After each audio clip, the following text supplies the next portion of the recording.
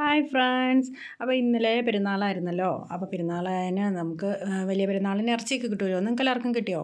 എനിക്കും കിട്ടിയായിരുന്നു കേട്ടോ. അപ്പം ഇന്നലെ ഞാനതൊന്നും ചെയ്തില്ല. എന്നുവെച്ചാൽ ഇന്നലെ ഞാൻ എൻ്റെ വീട്ടിലായിരുന്നു. അപ്പം പിന്നെ വന്നപ്പോഴാണ് കഴിക്കാനുള്ളതെല്ലാം ഉമ്മ തന്നു വിട്ടു. പിന്നെ രാവിലെ മുതൽ വീട്ടിലായിരുന്നല്ലോ. അപ്പോൾ അതുകൊണ്ട് എനിക്കൊന്നും ഇന്നലെ ഉണ്ടാക്കണ്ടായിരുന്നു കേട്ടോ. അപ്പോൾ ഞാൻ അതേപോലെ ഇറച്ചി കിട്ടിയതെല്ലാം ഫ്രിഡ്ജിൽ കയറ്റി വെച്ചു. എന്നിട്ട് ഇന്ന് രാവിലെ എഴുന്നേറ്റ് ആദ്യം തന്നെ ഞാൻ പത്തിരി ഉണ്ടാക്കി വെച്ചു കേട്ടോ. എന്ന് വെച്ച് കഴിഞ്ഞാൽ എനിക്ക് ഇറച്ചിയിലൂടെ ഏറ്റവും ഇഷ്ടം പത്തിരിയാണ്.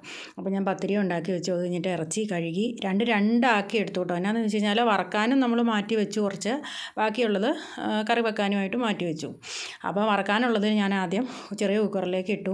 ഉപ്പും മഞ്ഞൾപ്പൊടിയും കുറച്ച് മുളക് പൊടിയും മാത്രമായിട്ട് അതിനകത്തേക്ക് ഇടുകയുള്ളൂ.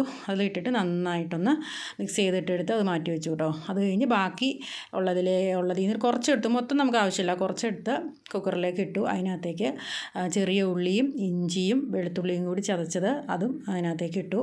പിന്നെ ഒരു ചെറിയ സവാള 2 ഞാൻ അരിഞ്ഞു വെച്ചിട്ടുണ്ടായിരുന്നു കേട്ടോ. അപ്പോൾ ആ ചെറിയ സവാളയും 2 പച്ചമുളകും കൂടി അതിലേക്ക് ഇട്ടു. കറിവേപ്പില ഇട്ട് കൊടുത്തായിരുന്നു കേട്ടോ. ഉപ്പും ഇട്ട് അത് അടുപ്പത്തേക്ക് വെക്കാമെന്ന് ഓർത്തു. അപ്പോൾ രണ്ടും ആയിക്കോളുമല്ലോ. അപ്പോൾ ഇറച്ചി വറക്കാനുള്ളത് ഞാൻ ഒരു 1-2 വിസിലടുപ്പിച്ച് വെക്കും കേട്ടോ.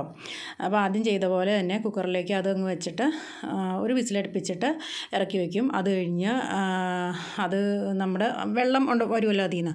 അപ്പോൾ ആ വെള്ളമെല്ലാം അത് കഴിഞ്ഞിട്ട് ഞാൻ വറ്റിച്ചെടുക്കും കേട്ടോ. എന്നിട്ട് ബാക്കിയുള്ള ഇറച്ചി കേട്ടോ, അത് ബാക്കിയുള്ള ഇറച്ചി വെള്ളം ഒഴിച്ച് ഞാനൊരു ബോക്സിലാക്കി ഫ്രിഡ്ജിൽ കയറ്റി വെച്ചു കേട്ടോ.